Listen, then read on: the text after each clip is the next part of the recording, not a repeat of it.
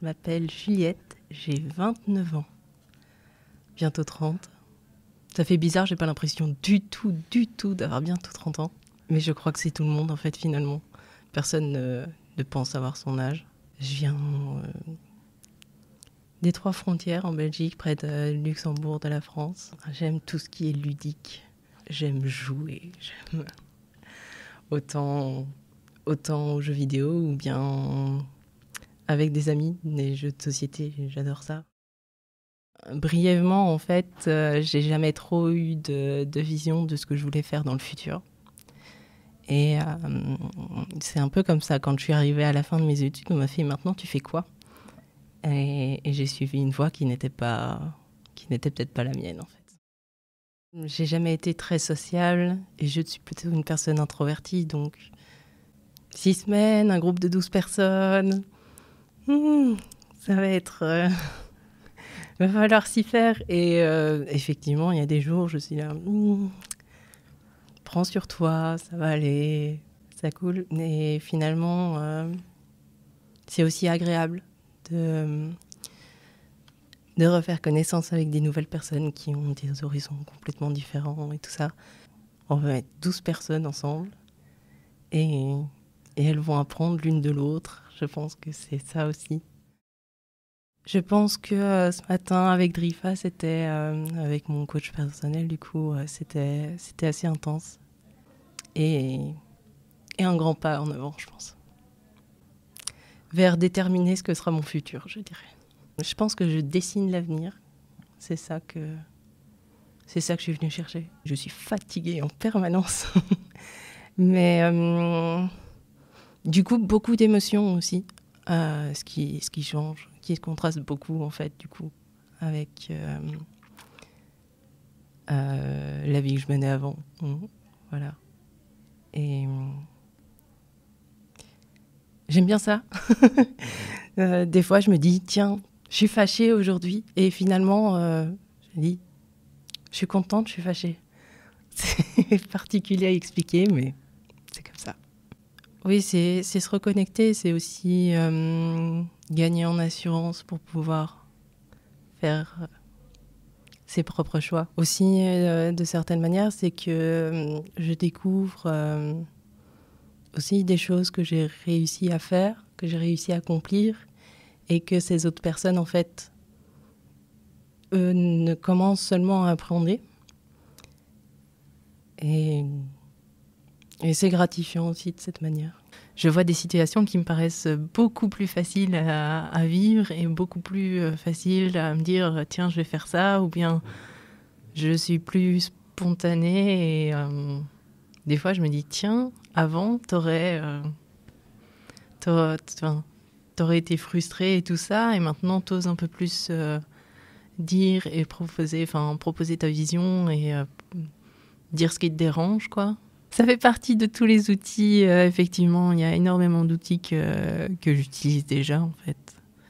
Mais même qui ne sont pas que de Drifa, du reste, que je peux dire stop, prendre un peu de recul. Et j'analyse beaucoup mieux la situation. Je peux me dire, tiens, si j'ai une émotion négative à un certain moment, je me dis, hey, qu'est-ce qui déclenche ça ? Et je peux mieux gérer. Et c'est plaisant. Et c'est plaisant de pouvoir ne plus s'enfermer soi-même, on va dire. En même temps, j'ai appris ici que je peux aussi beaucoup apprendre des moments pénibles. Les journées que j'ai le plus détestées ici, c'est là que j'ai appris aussi beaucoup de choses, en fait, sur moi-même. Et à comprendre comment je fonctionne, quoi.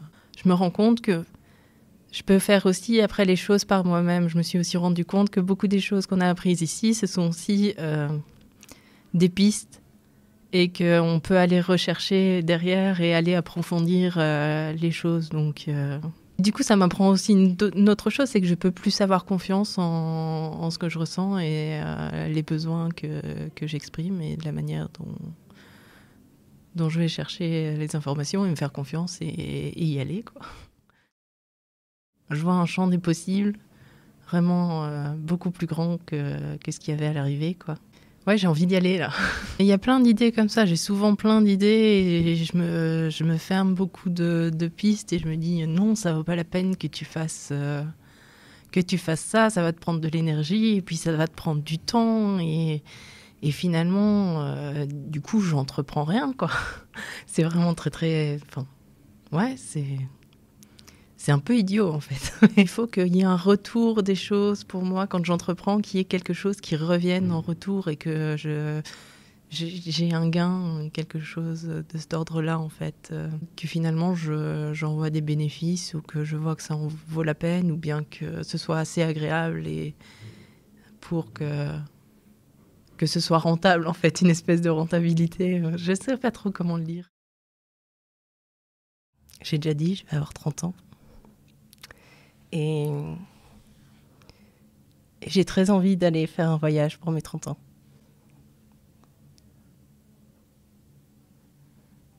Certainement seule, pour être avec moi-même et découvrir un endroit où peut-être d'une manière différente aussi. Il y a des domaines que j'ai laissé tomber aussi et que j'avais peur de reprendre, par exemple. Et ça, j'ai beaucoup appris. J'ai fait quelques années d'architecture et ça s'est mal passé. Et je me suis dit... Enfin, j'ai vraiment mis ça de côté et tout un moment, je pouvais juste pas le voir, quoi. Ici, du coup, c'est tout un côté que j'ai réussi à aborder et donc à affronter. Et... Maintenant, je me dis que c'est toujours une possibilité, que je peux y arriver, même sans repasser par ce que j'ai fait. Et d'une autre manière, je pourrais y arriver aussi si c'est exactement ce que je veux. Et Noémie que j'ai rencontrée, elle était vraiment très gentille. Elle m'a parlé plein de choses. J'avais une liste de questions. Elle l'a tout déjà abordé avant que je puisse. Et elle était vraiment très intéressée par mon parcours aussi et ce qui m'amenait là, quoi. Et donc, elle m'a parlé aussi des possibilités et des moyens d'arriver en fait à retoucher en fait au monde de l'architecture sans forcément repasser par des grosses études et tout ça, quoi. Et limite, elle m'a dit, écoute, si tu fais une formation avec ça et tout ça, moi je te prends en stage, quoi. C'était fou. C'était assez fou. Je pense qu'il y a un côté professionnel aussi avec des formations que je vois plutôt dans le futur pour retourner sur un côté graphique plutôt vers l'architecture. Ce serait passer par des logiciels graphiques qui peut aussi me donner sur un tout autre domaine qui serait plutôt les jeux vidéo. Ça, c'est à voir, même si l'architecture, ça me tente quand même beaucoup. C'est créer un univers qui m'anime. C'est ça. C'est quelque chose qui vient de moi et que j'arrive à mettre en forme, qui prend forme, je dirais. Du coup, ça va bien avec l'architecture, mais ça pourrait très bien aller aussi avec une création de jeux vidéo. Donc voilà, mais effectivement, c'est quelque chose que tu as réfléchi, que tu as pensé, que tu as imaginé et qui se concrétise simplement. Ça vient... Ouais, c'est parce que ça vient de soi et on peut être que fier de quelque chose qu'on a créé soi-même, comme ça. Et puis il y a tout un côté personnel que du coup je m'autorisais pas avant et que je vais pouvoir explorer. Donc il y aura forcément un instrument de musique. Sous peu, genre dans 1 ou 2 semaines, j'en aurai un. Il va falloir que ça avance. La coach personnelle a beaucoup aidé. Je trouve que toutes les séances qui se sont passées avec elle, il y a toujours eu un déclic, presque à chaque séance. Et ça m'a beaucoup aidé. Même avec des blocages que j'avais. Et non, Drifa m'a beaucoup aidé. Je sais pas dire, mais c'était juste parfait. C'était juste... ouais. Et pourtant, j'ai vraiment eu des moments qui étaient difficiles avec elle, quoi. J'ai vraiment... L'architecture, je le réenvisage justement parce qu'on a fait un travail avec elle. Et j'ai envie de faire des choses aussi parce qu'on a fait ce travail aussi pour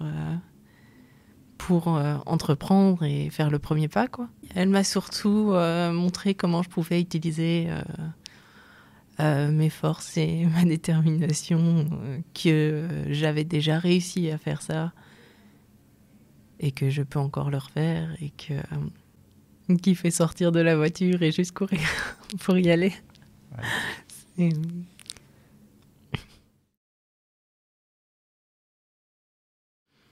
La première fois que je t'ai enregistré, tu disais que tu étais en train de dessiner la suite de ta vie. Il ressemble à quoi ce dessin pour la suite? Comment tu le vois? Je vois beaucoup de choses. Je vois beaucoup de choses dedans. Je le vois dans d'autres pays aussi peut-être. Mais ça va bouger, je pense. Ça va bouger. C'est peut-être devenu une animation. C'est plus un dessin fixe. Je pourrais envisager ma vie plus de manière mouvante et pas définitive. Je pense que j'ai toujours pensé, tiens, tu feras ça, et ça ira dans ce... Et donc, ce sera une ligne droite. Je pense pas du tout qu'en fait, ce sera ça. Et j'en suis contente parce que ça veut dire que je peux me tromper et que je peux rechanger d'avis derrière. Et ça, c'est plaisant, de dire qu'on aura toujours le choix et tout ça. Il y avait un exercice qu'on avait fait, une carte personnelle, une carte mentale ou un truc comme ça. Et dans l'exercice, dans l'énoncé, c'était toujours et jamais. Et j'étais toujours, jamais, pourquoi toujours, jamais? Non, ça marche pas comme ça finalement. C'est pas pour toujours, c'est pas pour jamais. Qu'est-ce qu'on t'a dit aujourd'hui? Que j'avais l'air d'avoir changé et que je me sentais, ça avait l'air que j'avais plus d'énergie, que ça se voyait sur mon visage, que j'étais plus sereine. Et je le suis. Et ça me fait plaisir.